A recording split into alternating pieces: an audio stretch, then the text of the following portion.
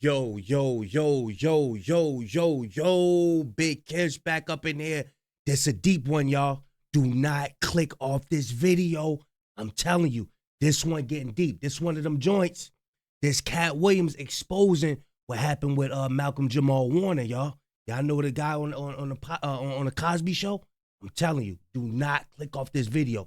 Get the likes up. Before we get into that, y'all make sure y'all pick y'all up a copy of Street Dad, Geek Dad, Avoiding the Manufactured Mindset, written by me, Big Kish. The link will be in the description for purchase. Appreciate everybody that's been supporting the channel. Look, y'all know I'm like holding y'all. Without further ado, let's get it. Something you long believed to be true but realized wasn't. Well, as one of the main opponents of the Illuminati, I always wanted to know what information they had that we didn't. Now we finally have an update on the drowning death of Malcolm-Jamal Warner. Oh, they got footage, y'all. They got footage. Now, according to ABC7, they stated that Malcolm-Jamal Warner had drowned while he was on vacation in Costa Rica. Now, the article goes on to say that Warner had drowned off the coast of Costa Rica on Sunday. Life, it's fragile, and in the blink of an eye, you never know. You never know. So speaking of legacy, what do you hope that your legacy is going to be? There is part of me that I will be able to leave this earth,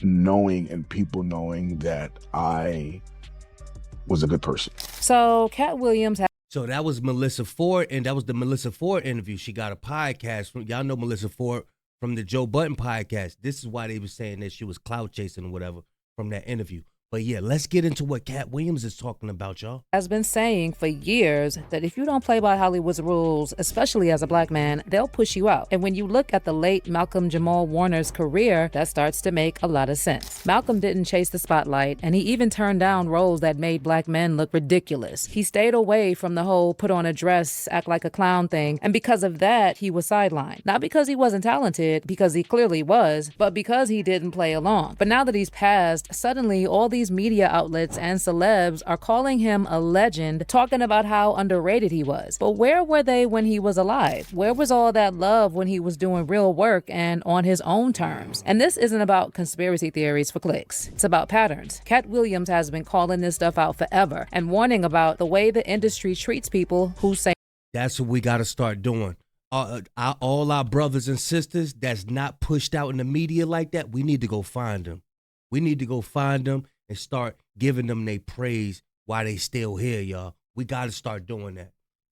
Say no. So let's break down what Katt Williams has been exposing, what Malcolm actually stood for, and why all the praise suddenly showed up after he died. Because I've spent, so much of the early part of my life listening to being celebrated on one hand, but paying way too much attention to the naysayers. Malcolm-Jamal Warner, best known for his role as Theo Huxtable on The Cosby Show, suddenly passed away on July 20th, 2025. Malcolm was on a family vacation in Limon, Costa Rica, swimming with his 8-year-old daughter when they got caught up in a rip current. This beach is known for dangerous currents and often doesn't have lifeguards on duty. And that day, no lifeguards were stationed because resources were shifted to other beaches after recent incidents. These are the first things we saw when we pulled up to the beach. Signs in Spanish and English warning people about potentially hazardous conditions. This sign even giving a roadmap for how to escape a rip current. Nearby surfers saw the dad and daughter struggling, and one surfer rescued the girl while another went after Malcolm. Unfortunately, by the time first responders arrived, they...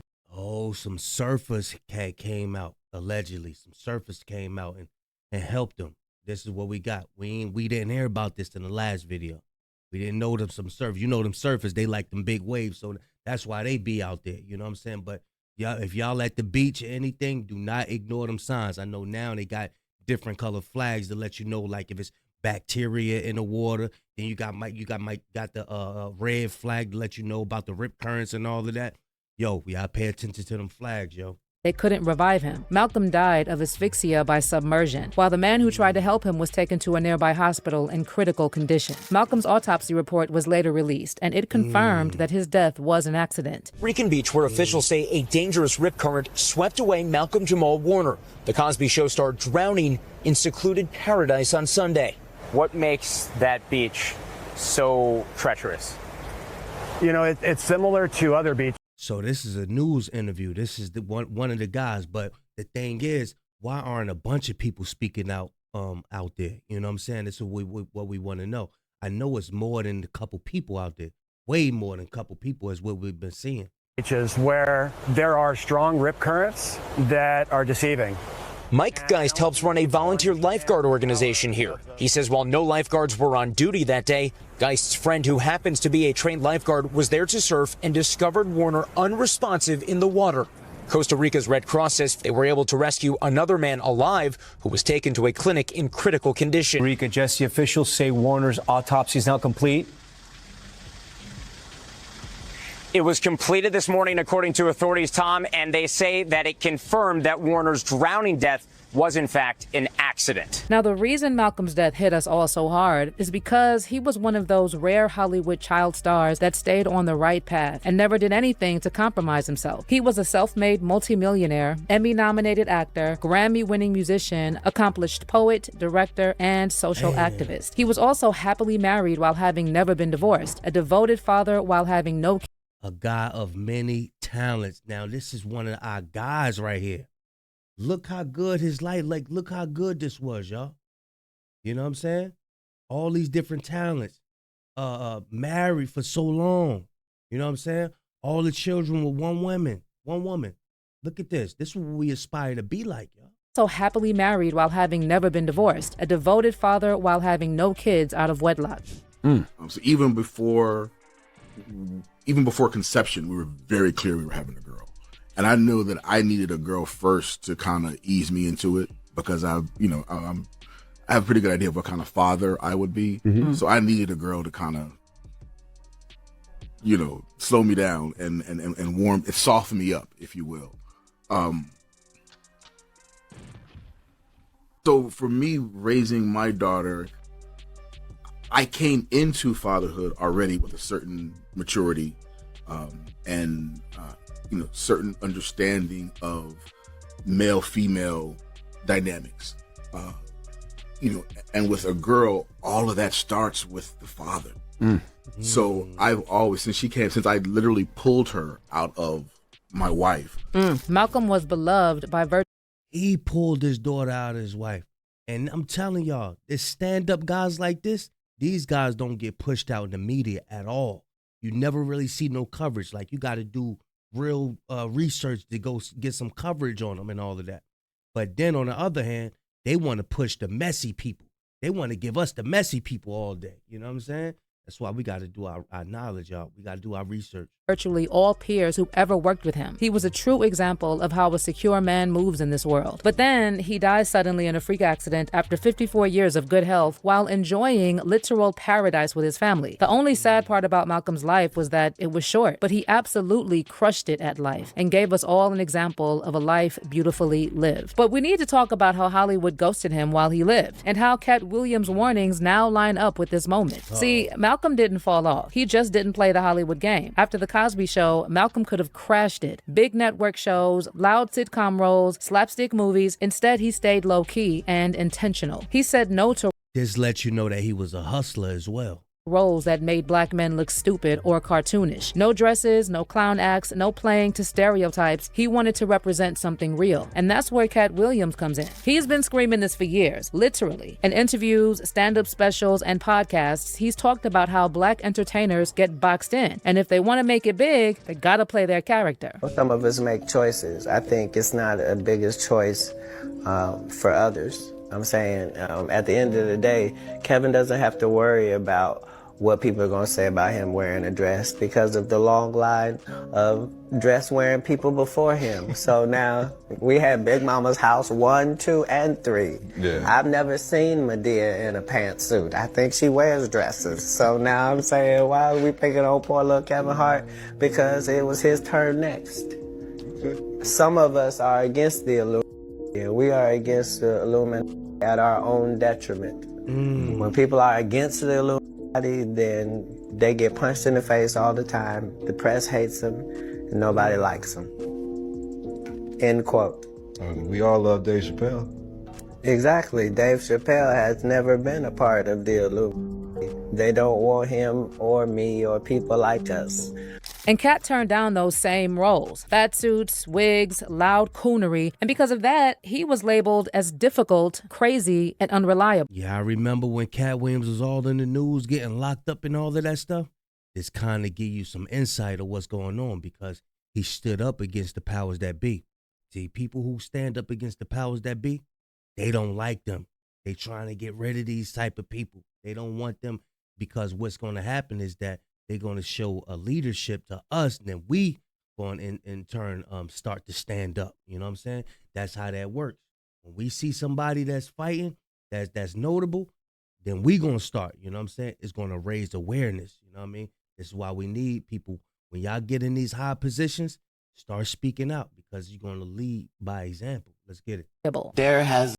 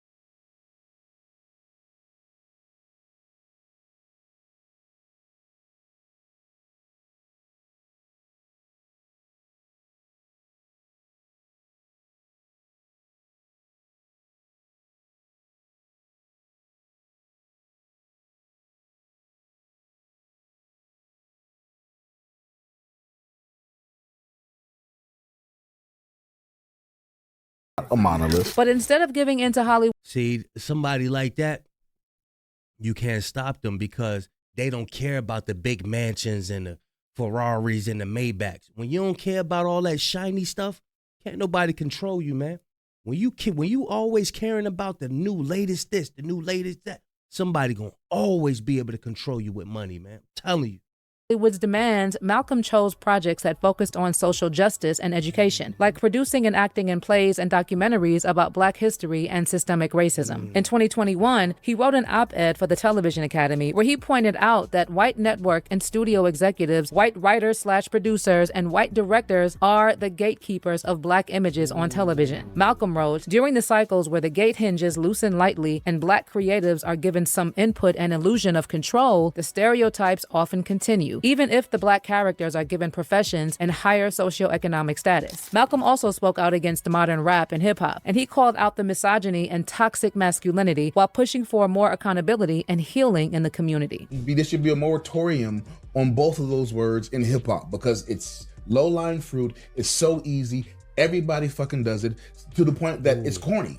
Like there are MCs who I love, who I cannot listen to anymore because I love J. Cole, but I had to stop listening to J. Cole because I got tired of hearing nigga and bitch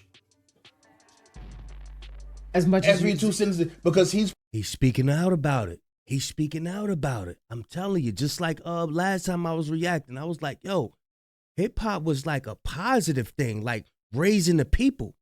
Now we just grown accustomed to, the nonsense in it. You know what I'm saying? Like, yo, we got to elevate from this too. There's steps, but he calling it out like it is. You know what I'm saying?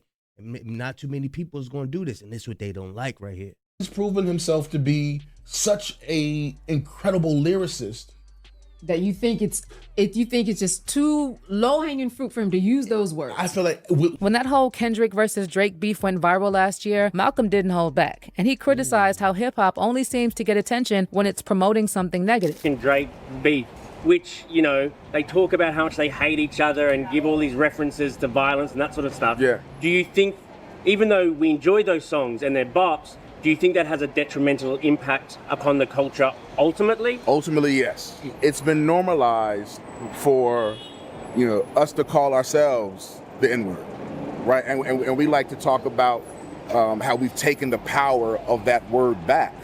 But I'm of the school of thought.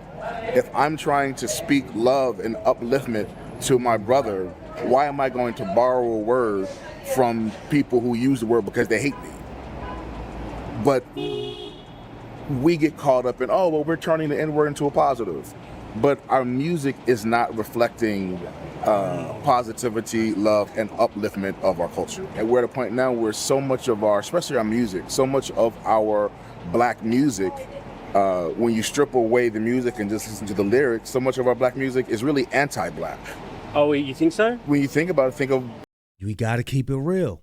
Our music positive music don't get approved, especially when you sign to these evil people. When you sign to these evil people, let's just say you make positive music, all 12 tracks, 20 tracks or something like that. It's not going to get approved. They're going to say we can't make no money off of this. Now, if everybody start making positive music, you know they could capitalize off. They could make money off of it. It's just that they don't want to prove it because they know that people are going to start getting aware. They're going to start eating healthy. They're going to start treating one another with love when they listen to this positive music. But their excuse is that they can't sell. They can't make no money off positive music. That's why they, put the negativity out there. But like I said, it's steps. He hardcore with it. He going to let you know, look, we ain't supposed to be doing this. You know what I'm saying? Me, the way I teach, I take baby steps with people. This is how I do. I know that this shit is evil. I know it is. But we gonna sprinkle some positivity in there. We gonna make it through. We gonna make it through. You almost cannot have hip hop without talking about drugs, using the N-word, and murking somebody. Right. Or calling a female, a bitch or a hoe. Like that's become we've normalized that so much that I think we need a space where we can say, wait a minute, that's not all who we are. So when Katt Williams talks, and the thing is, there is spaces for that, but the thing, but who owns the distribution and all of that stuff? They not pushing that, so it's kind of hard for us to find those spaces. You know what I'm saying? We really got to do research. If we want to listen to that stuff, we got to do research and get it. It's not just out there. It's not just on the radio like that. You know what I'm saying? They ain't pushing that positivity, y'all. About how the industry only lifts you up when they can control the narrative, this is exactly what he means. Malcolm wanted to represent black men as smart, layered, real human beings. People expected him to stay in that teen heartthrob box or take on goofy side roles, but he pushed back and he said no to a lot of work that would have made him more famous but less respected. Meanwhile, you had other black actors blowing up in the same era by doing the exact opposite, leaning hard into stereotypes, chasing the big checks. And hey, some of them made it work, but that wasn't Malcolm's path. He stayed in his lane, and it came with consequences. He even hinted in interviews that his team told him he was too serious and not marketable enough. Basically, you're too black, too smart, too principled, so they stopped calling. And that lines up exactly with what Katt Williams has been saying. If you refuse to play the fool and accept the humiliation ritual, they erase you. Care how people feel about the ritual. It's about, does following the ritual work? Yeah. And so you can fool yourself into thinking there isn't one, but the evidence will be clear. So like when I be like, oh, these guys are wearing dresses. Everybody's like, oh, he keeps talking about people wearing dresses. No, it's not. It's a weird thing. It's not like that. Look at it from a different way. Look at it. Show me one person that ever wore a dress in Hollywood unsuccessfully. But now that Malcolm is gone, suddenly Hollywood and the media are all over him. Tributes, social media posts, and articles calling him a legend and a pioneer. But where was all this love before? Because he didn't chase fame or fall into the usual Hollywood traps. He was largely ignored by the big platforms and award shows. Now you've got streaming services talking. This is why we didn't see him like that, y'all. This is why we didn't see him, because they was holding his stuff back. You know what I'm saying? Now when you do your research on him, he got these powerful plays. He got these powerful poems. He's speaking up, lifting up the people. You know what I'm saying? Hey, look, matter of fact, We gonna go over some of his powerful stuff over here, man. That's what we gonna do. We gonna be here. We gonna be the media. I wish we could have did it while he was alive, though. That would have been better. We could have did that, but man, hey, look, it ain't in our face like that. It ain't in our face. There's probably somebody out there right now that's doing a positive stuff. Look at D1. We need to go over that stuff too. But this the thing. They ain't gonna push it. They not pushing it in our face. Check it out. About unreleased projects with Malcolm's name on them, networks hyping tributes, and celebrities posting heartfelt stories. It's like overnight he became the safe black icon everyone wants to celebrate. And that's the industry playbook. They don't uplift you for being real or principled while you're alive. They wait until it's safe to repurpose your image for brand building, woke points, and profit. Katt Williams called this out years ago. The system only acknowledges black talent when it fits their narrative and when the person can't push back anymore. So the question is this genuine respect or just the usual Hollywood cleanup after the fact? Because Malcolm's career and his refusal to sell out made him a target for being sidelined, not celebrated. Malcolm-Jamal Warner wasn't just another celebrity. He was one of the few who stayed grounded, thoughtful, and committed to his values in an industry that rewards the opposite. He chose purpose over popularity, and that made him easy to overlook until now. His death isn't just tragic. It's a reminder of how rare it is to see someone move with integrity in Hollywood. But let's hear your thoughts on this. It's rare to see somebody move with integrity in Hollywood because Hollywood don't like that. They don't like you, linking up with your people, elevating your people. I got a thought too. Maybe one day we could pick out a whole day out the week. We drop content every day. You know what I'm saying? Maybe one day we could pick one day. Y'all let me know in the comment section, what day do y'all want that to be? Where the whole day we just go over positive content. We react to positivity the whole day. What's up? Y'all down with it? Write in the comments, what day do y'all want that to be that we just react to positive content all day? You know what I'm saying? Let me know. Big Kish signing out. I'm going, y'all.